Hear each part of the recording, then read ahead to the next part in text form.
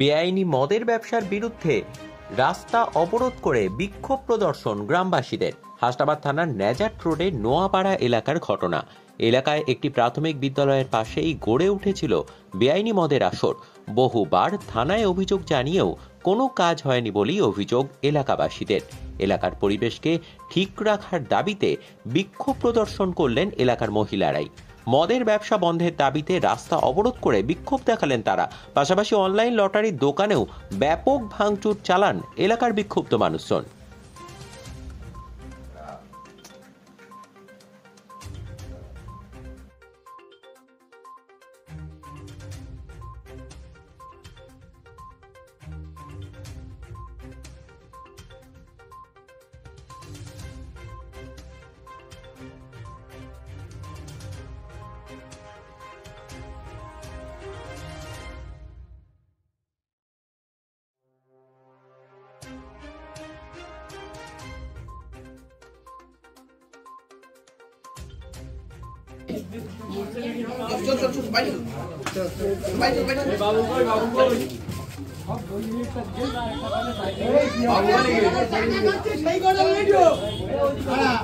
বাবু কই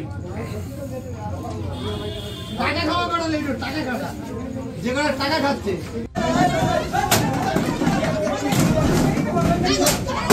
এ ভাই ভাই ভাই ভাই এই ভাই তুই ধরে না তুই হাতে ধরে না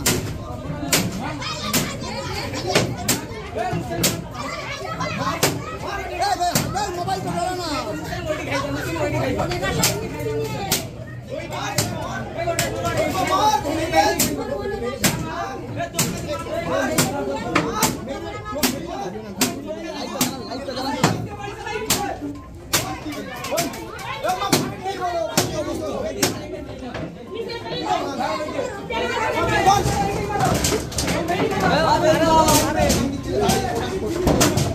হাতে লাগলে কারেন্ট লাগবে কিন্তু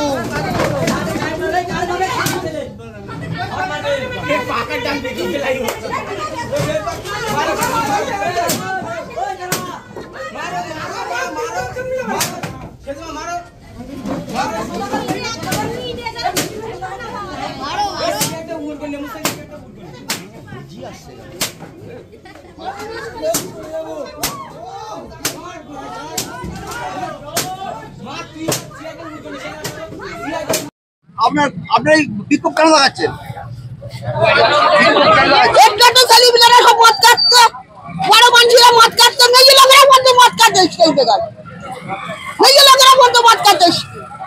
আপনারা কি চাচ্ছেন?